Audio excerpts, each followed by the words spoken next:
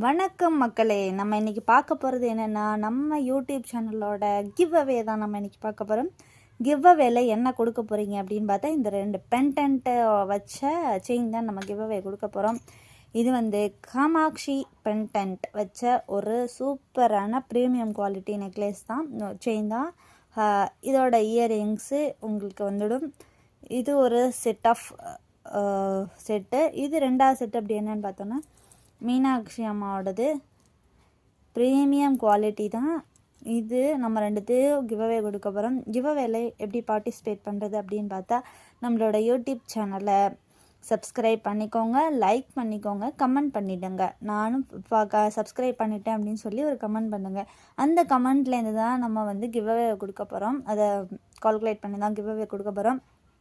2வது இதே மாதிரி இன்னும் 2 கிவ்அவே கொடுக்க போகிறோம். இதே நெக்லஸ் 2 கொடுக்க